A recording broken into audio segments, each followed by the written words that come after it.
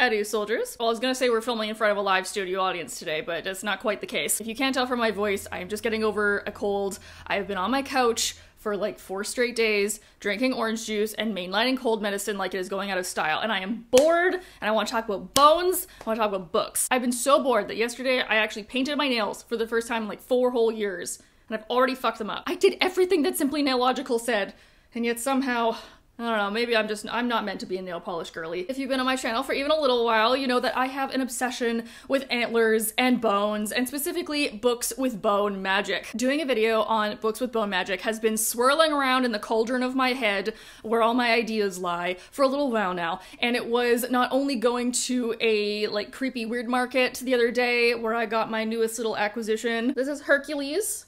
He has a little rabbit skull. Isn't he just precious? Also, because I wanted an excuse to wear this shirt. Also, I am currently in the middle of reading a book about bone magic that I am digging like the grave, and I need to talk about it. It's time for you to grab a drink, grab a snack, and buckle in as we talk about a bunch of books that have bone magic in them. So without further ado, let's get cracking. Also dressed up with you guys today, I have on my bone shirt. Thank you, Hot Topic. I have on my little rat bone necklace, and of course my, some would say, iconic cat jaw earrings. I'm even wearing bone socks. That's right, I committed to the aesthetic today. Ooh, there we go. We got my dinosaur fossil socks. You guys better enjoy this. This is the only foot content the internet is getting from me. Fully boned in, oh yeah. Why am I the Kool-Aid man? Oh my god, I am hyped up on cold meds. Okay, this is gonna be a fun video. When it comes to bone magic books, there tend to be a couple of overlapping or reoccurring themes. Number one is teeth. Usually teeth hold either magic or the memories of a person, and so I have a couple of books that I want to talk about that specifically deal with teeth magic. The book that I credit with getting me into bone magic in the first place,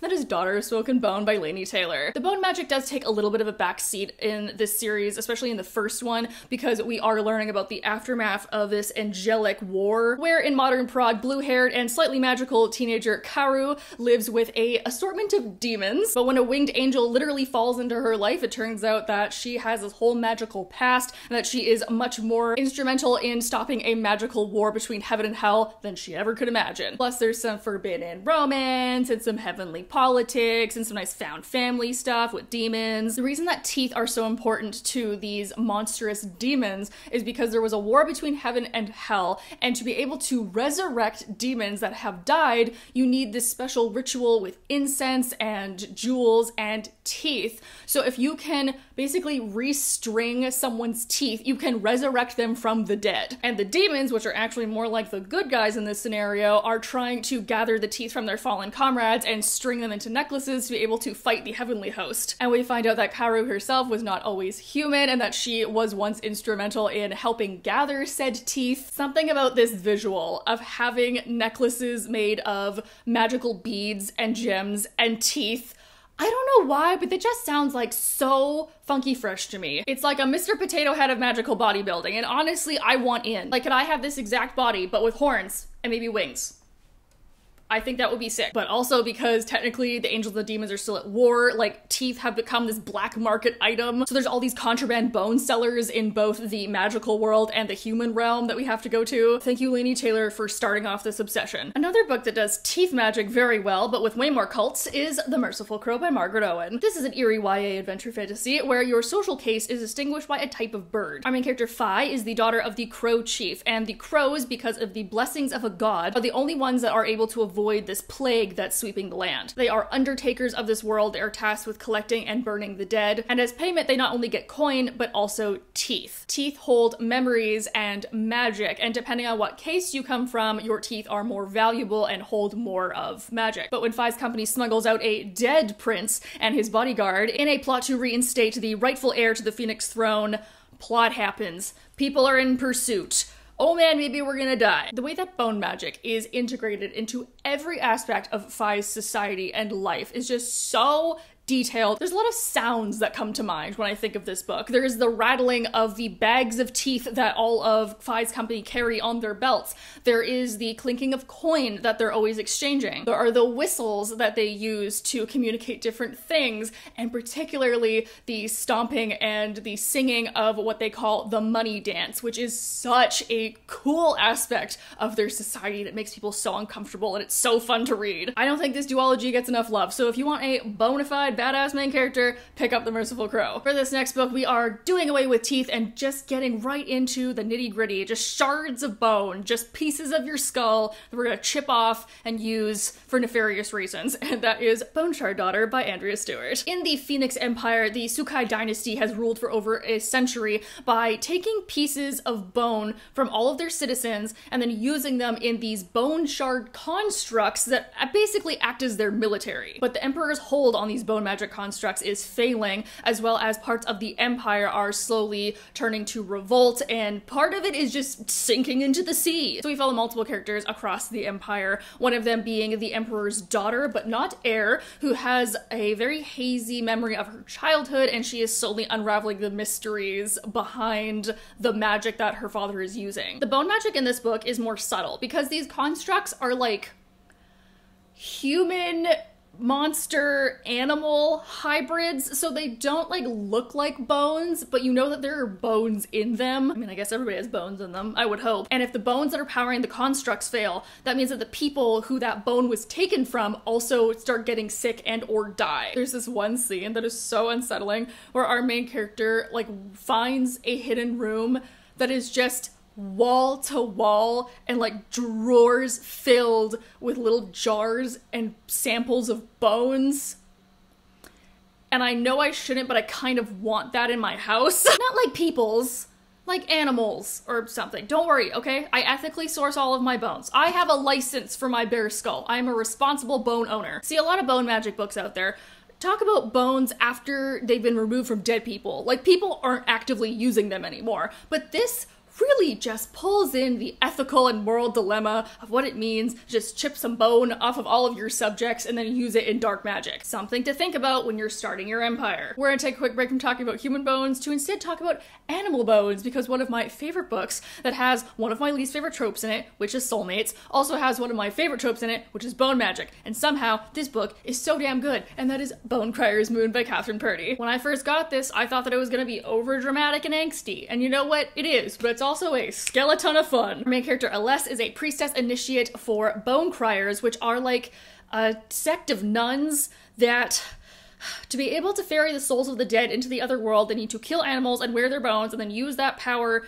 to kill their true love. And our love interest Bastion is, in fact, said soulmate, and he wants revenge for the Bone Criers killing his father. One of the initiation rituals that these Bone Criers have is to kill animals and then wear their bones as like a necklace. And like the more bones that you have and like the more key bones that you can collect from animals, the more powerful you can be and the more respected you are. Like in the very first scene, we see Aless jump off a cliff into the ocean so that she can kill a shark and grab one of its teeth, and I'm like, hell yeah, bitch, you go do that. But then they can absorb the aspects of the animals that they have bones from. So I think the shark tooth gives her the ability to swim better and like gives her more ferocity. And as you may be able to tell, I'm like a little bit of a fan of bone jewelry, so that sounds great to me. And then speaking more on this actual book, I really loved the twist that Catherine Purdy put on the soulmates trope. It's full of macabre magic and action sequences and enemies to lovers. I loved how stubborn Aless was and how determined Bastion is. So if you love romantic fantasy but want to try out something a little bit more macabre, Bone Crier's Moon is the perfect thing to sink your teeth into. Moving away from fantasy, we're going to talk about something a little bit more sci-fi that actually, now that I'm thinking about it, would be really great if you liked Bone Archard Daughter. Similar ethical dilemmas, but with a brighter eye on high society. May I highly recommend the very weird, very bizarre bone magic book that is The Bone Archard by Sarah A. Mueller. This is Mistress Charm, who owns and runs Orchard House, which is this beautiful gentleman's club and pleasure house that caters to very elite, expensive men of high society. However, the girls of Orchard House were grown in vats in the back greenhouse, and if you want to go into the gardens of Orchard House, there's just like plants with bones on them. There's just like trees that have like tibulas hanging from them. There are just like horse skulls growing out of the ground, you know, as they do. Seasonally, of course. However, the king is now dying. He has been poisoned in his bed, and as Charm as one of his favorite mistresses, he tasks her with finding who is trying to kill him. So she is using her charms and network of gossip to try and figure out like who's trying to raise a coup. Also, this is a society with weird mind lock, mind control powers. We also have the political machinations of high society and how gossip gossip and reputation plays into all of that. Again, the bone magic in this takes a little bit of a backseat. The main plot is focusing on the maybe murder and the court politics, but the science angle of this is what really sets it apart from, I think, a lot of other bone magic books. And it asks these deep questions like what goes into a body, what goes into a soul, how far we're willing to push science, particularly when it comes to growing people in vats. Toes the line of a modern day Frankenstein. It's sinister and thought-provoking, but also has beautiful imagery of this macabre, glitzy society that you want to be a part of, but you're scared to be in. And that is exactly how I want to feel when I pick up a book. Segnalas is another morally ambiguous sci-fi fantasy mashup that all of you knew was going to be on this list. I have to mention it. It is probably the most popular book on this list. It's Gideon the Ninth by Tamsin Muir. Do I even need to talk about Gideon the Ninth? It's basically a cult classic, and by a cult classic, I mean that literally there is a cult around this book. Quick rundown, there are 9 families of necromancers across space, and one day all the heirs and their right-hand man cavaliers are all called to this isolated backwater planet in this crumbling gothic mansion where they all have to solve a mystery, and also there's like a lot of gore and death and blood and stuff. Gory and gruesome and absolutely hilarious. You could even say it's humorous. Gideon does not herself do bones. Gideon does swords. She is the arms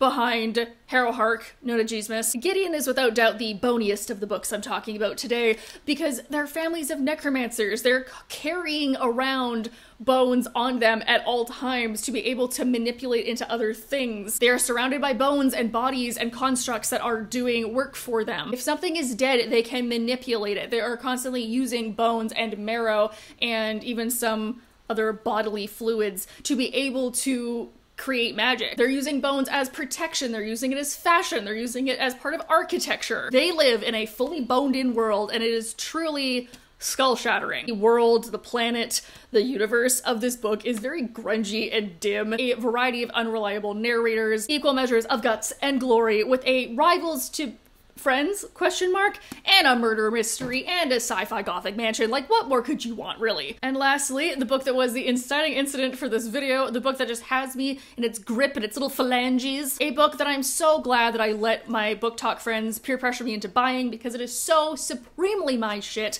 and that is Bonesmith by Nikki Palpreto. And I'm not even done this book, but I have to talk about it. This is a high political fantasy that is like Gideon the Ninth meets Game of Thrones, and that is about a bonesmith warrior and an ironsmith fighter in an unlikely alliance as the two of them have to cross the breach, which is full of the restless undead and vicious ghosts, in the hopes of saving a kidnapped prince and stopping a war. There is a type of necromancy in this that like comes from the earth, which I think is a cool twist. Our main character, Ren, is a Valkyr, and a Valkyr is usually paired with a Reaper, and then in teams of 2, they will go around and like properly kill people, and then also kill ghosts, and then take their bones to use as weapons. Ren has bags of bone dust that can be used as protection. She has handfuls of knuckle bones that she can use as weapons. She has 2 giant bone swords, which is cool as hell. She's also running around with like a permanent smoky eye and a dark black lip, and like, ooh, girl, I love that for you. And there are also these things called anchor bones in every ghost, which is usually a bone that was the cause of death or close to the cause of death.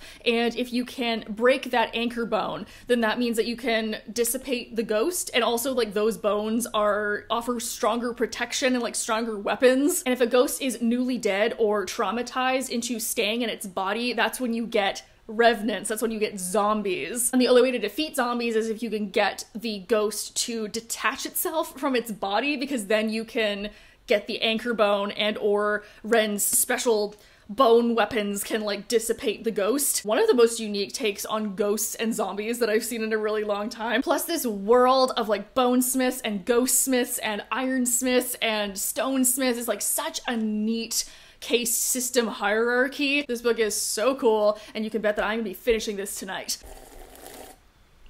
And that is that on that. If you want to read some books with bone magic because it's spooky season or because you're weird like me, there are 7 books to get you started. Now, of course, I know that I am missing some, so please leave them down below if you know of any more books with bone magic. Yes, I know I haven't mentioned Bone Witch by Rin Chupeco. That's because I don't really like that book that much. I can already tell you that I am bone tired and need to go to bed early because this cold of mine is kicking my entire ass. I haven't been sick in a long time, which is good. but my immune system definitely needed a wake-up call. However, because I am no longer congested and got to talk about books, today is a bones day. You know what I do have a bone to pick with though is my laptop battery. I just charged you. Thank you all for joining me this evening. I hope you are enjoying the start to spooky season. How is it already halfway through the month? You know where to click to like the video. You know where to click to subscribe. I hope you guys are all having a nice day or night wherever you are, and I will see you all next week. Bye!